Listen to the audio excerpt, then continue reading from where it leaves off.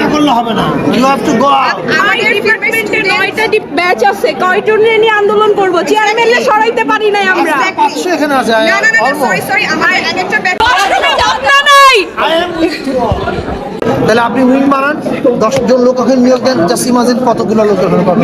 But এটা just আমার বিশ্ববিদ্যালয় এবং শিক্ষা মন্ত্রণালয় এবং ইউজিসির একটাতে একমত হতে হবে, তাই না? না করলে হবে না। You have to go out. আমাদের ডিপার্টমেন্টে 9টা ব্যাচ আছে, কয়জন নিয়ে আন্দোলন করব? চেয়ারম্যানকে সরাইতে পারি নাই আমরা। 500 এখানে আছে। না সরি আমার একটা ব্যাচ মিলে নট অনলি জাহাঙ্গীর, জগন্নাথ, সবাই মিলে। বাট আমরা তো বেশি ডমিনেট সাফারার না, কিন্তু এটা কিন্তু এই সাগর, ভাই, আমরা সিরিয়াসলি সাফারার।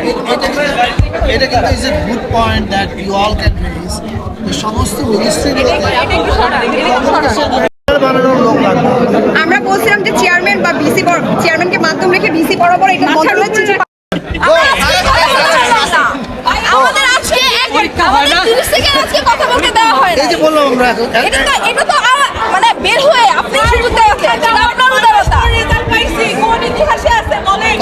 6 মাস 6 মাস 1 বছর পর। আমি বাইরের পক্ষ থেকে একটা কথা বলি, 1 মিনিট ভাই, একটা কথা বলছে না আপনারা 7 দিনের একটা ওয়ার্কশপের জন্য সবাই মিলে একটা ভয়েস রেজ করেন, বাকিটা আমাদের উপর ছেড়ে দেন। আমি বুঝছেন, আমি আমরা একা কথা বলছি না, অবশ্যই আমি এটা স্যার মেনশন করেছি, আমি এটা মেনশন বলেছি স্যার। আমি যে আমার আপনি প্রতি বছর ঢাকা ফিল্ম ফেস্টিভ্যালে সবচেয়ে বেশি ফিল্ম যায় আমাদের ইউনিভার্সিটি থেকে, কিন্তু আমাদের একটা ল্যাব নাই, রিডিং প্যানেল নাই, কিছু নাই। এটা নিয়ে এমন কি দরকার না সিনেমা ইউনিভার্সিটি থেকে ভাই বছরে যাত্রা নাই। আই এম না আপনারা এক্সকিউজ মি স্যার, আপনারা এটা নিয়ে ভাই স্যার না আপনারা এটা নিয়ে কথা বলেন না। আপনারা বড় বড় প্রোডাকশন হাউস আছে ভাই, সবাই টাকা পয়সা কামাই করে আছে। ইন্টার্ন হিসেবে আমাদের স্টুডেন্টকে নেয় কুকুরের মতো খাটায়, বেতন দেয় না। আপনারা জানেন আমাদের প্রবলেম কি, কিন্তু আপনারা কথা বলেন না। সিনেমা মিডিয়াতে আমাদের হয়ে কোনো কথা বলেন না।